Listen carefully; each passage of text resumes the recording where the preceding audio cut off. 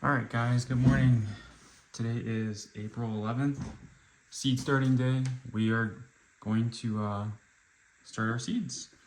So what we're gonna do is we're gonna open up the packages. So I got the 2453 Sherwood and the 685 or 785 Schmidt. So both have orange genetics. Should produce a nice orange, big, beautiful pumpkin. All right, so what we're gonna do is we're gonna file the seeds down, and you don't have to do this. Naturally, the seeds will open up easily by themselves, but we'll just grind these down. And what you're looking for is just a change in color.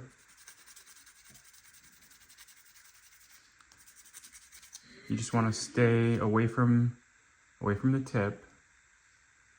So this is the tip you want to stay away from, and you're just sanding basically from this side. So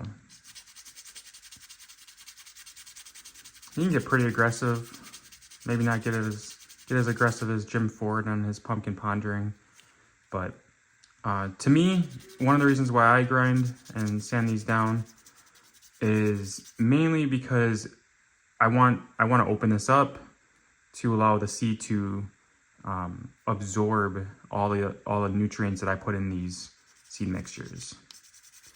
So we're gonna sand these down a little bit more.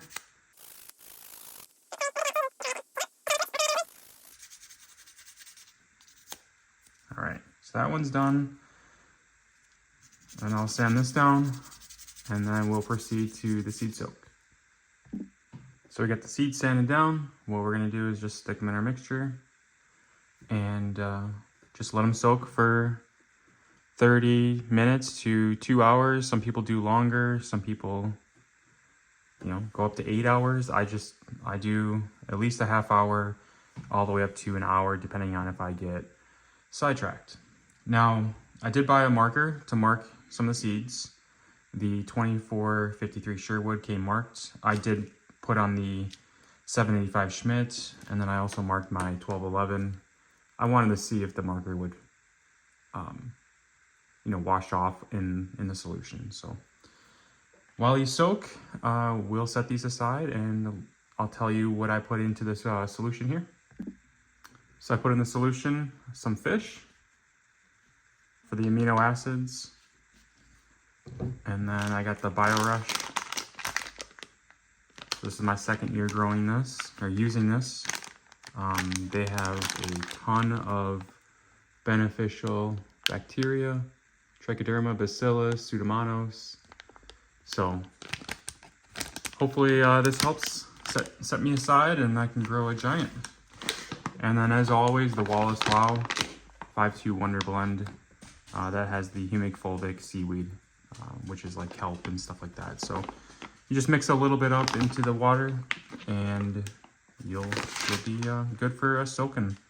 So let's set this aside, and we'll get out into the patch, start amending, and we'll go from there. Just wanted to show everyone before we got out to the patch. I got that blue crystal. Call me Heisenberg from Breaking Bad. So if anybody wants a gram, let me know. Sell it by the pound. That's what we got. But pick this up at the local Cenex store, because my other warehouse that I normally buy my products didn't have it, and they had this in stock. So I was able to pick up this copper sulfate, and I only need 0.3 pounds, maybe half a pound for my patch. So I'll put this in my patch in my backyard, as you'll see, and then I'll put this in my neighbor's patch too. So I did not get a soil sample in my neighbor's patch, so we're kind of going blind on that, but I think we'll be fine. So we'll just do a little bit, and we'll be off to the races in no time.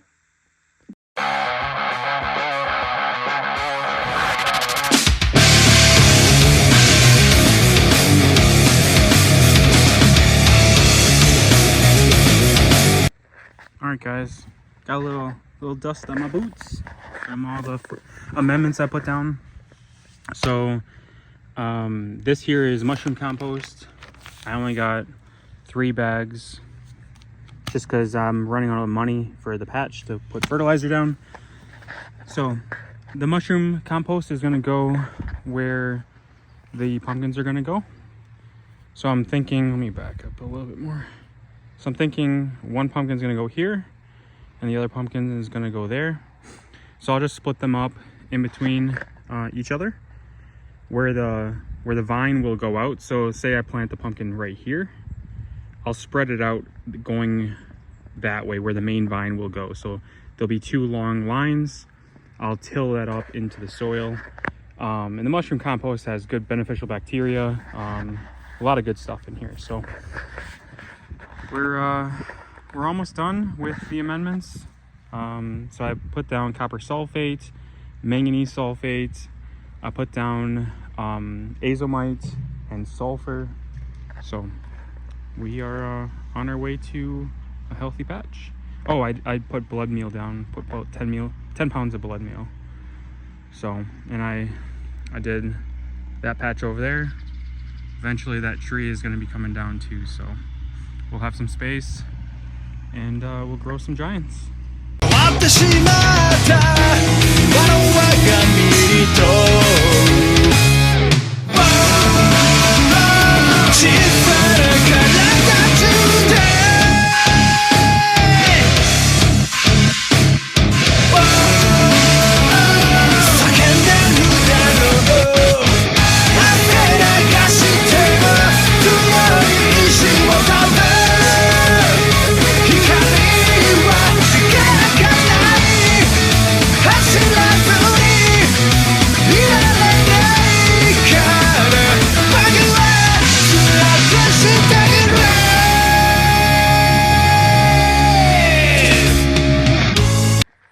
Alright guys, got the patches all tilled in.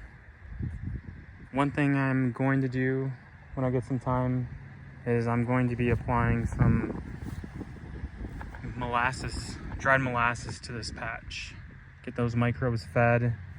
That one's all tilled up too. I'll add some molasses to that patch. In this patch over here, I'll walk over there. This patch here, I still have some leaf litter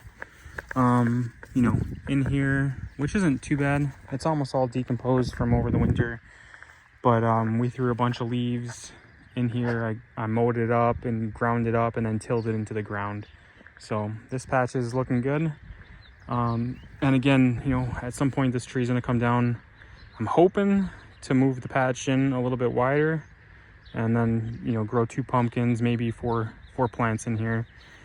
Maybe get a watermelon going at one of these points, and then a giant squash too. There'll be a giant squash in this patch this year, so pumpkin and then most likely a squash on that side.